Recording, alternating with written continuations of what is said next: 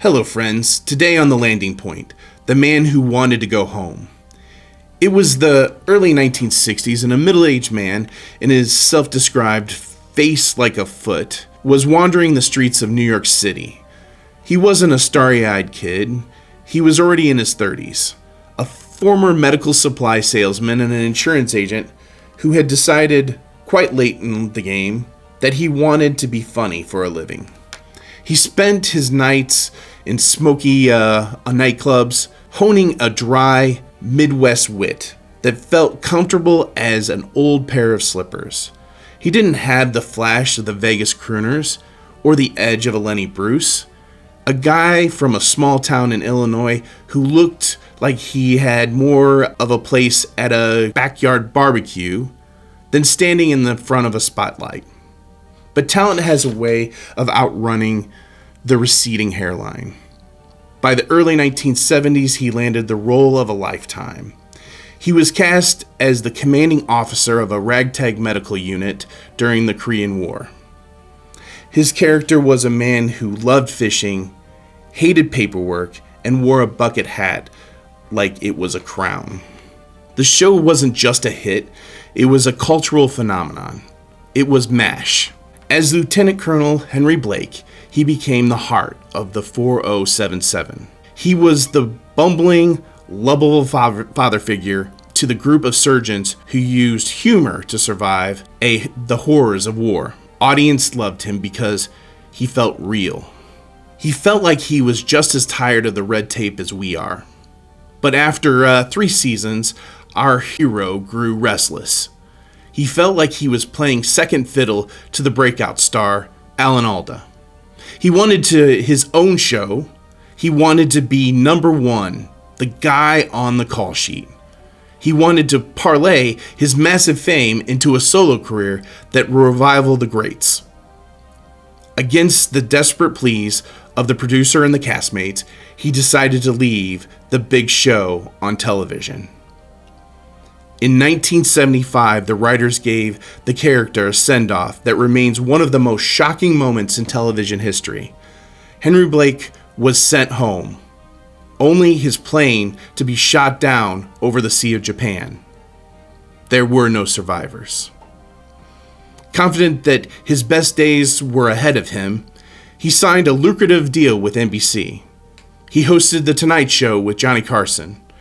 He starred in one sitcom, then another, then another.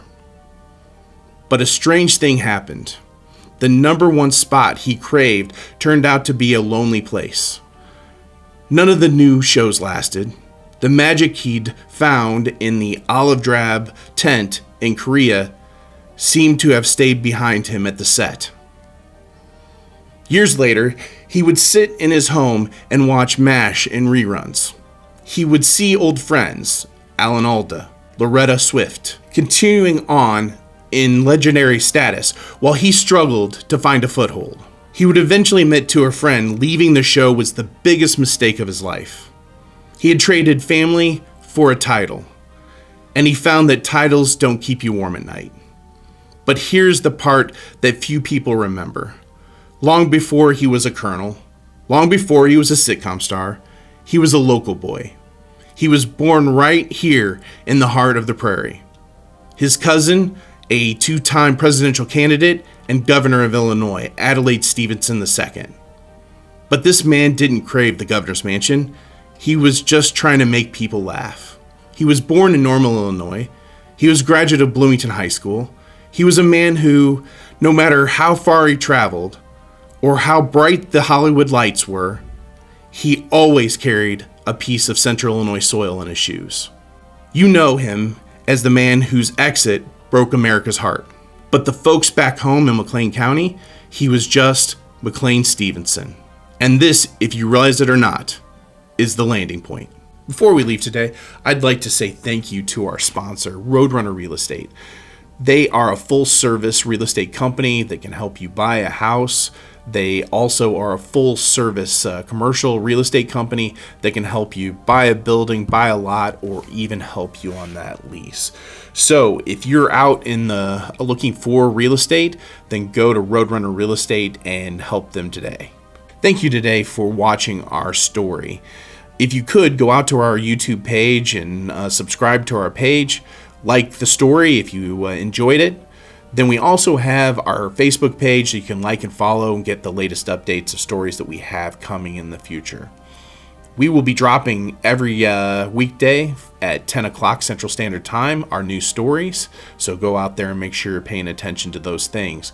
We also have a podcast, so if you're out in your car and you want to make sure you're catching up on the latest stories, you can go out there and catch that too. It's down in the description. Thank you for listening to Landing Point, and we'll catch you again.